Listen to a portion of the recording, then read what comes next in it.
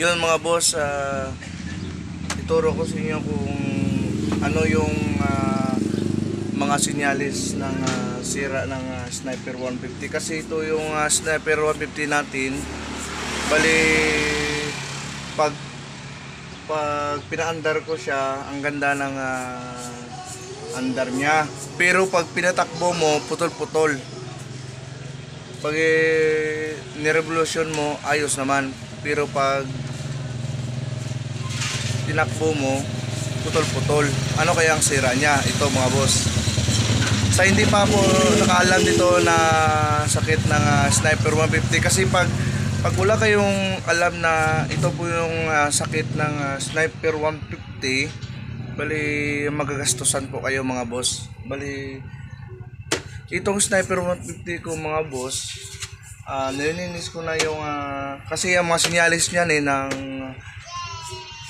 mga FI cleaning, yung fuel filter, yung kanyang fuel injector, throttle body, linisan.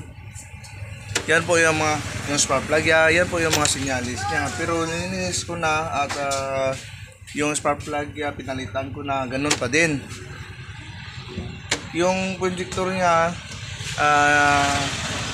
nilinis ko na din, i-pipe cleaning ko na. Bali kasi diagnostic ko siya, hindi siya makita kasi wala sang diagnostic, hindi siya makita sa kasi ginagamit ko mga boss is cellphone. Itong cellphone na ginagamit ko, yung ating ng diagnostic.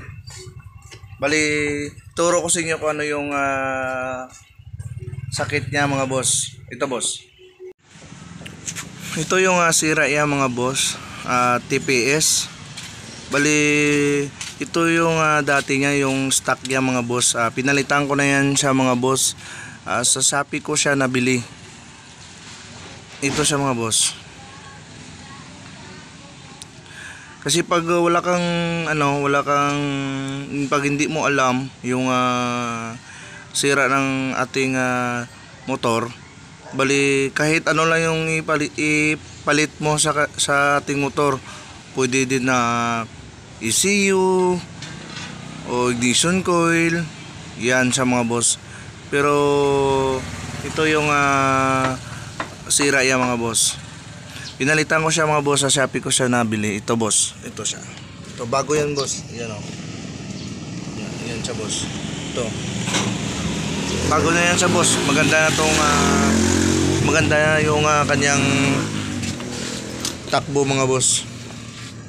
Ito yung simpleng diagnostic ng mga boss.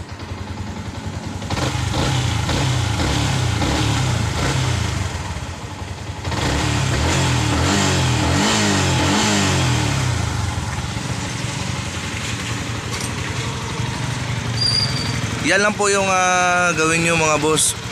Pag hindi pa nakakaalam, pwede din kayong mag-comment sa ating comment section mga boss, para masagot ko yung inyong mga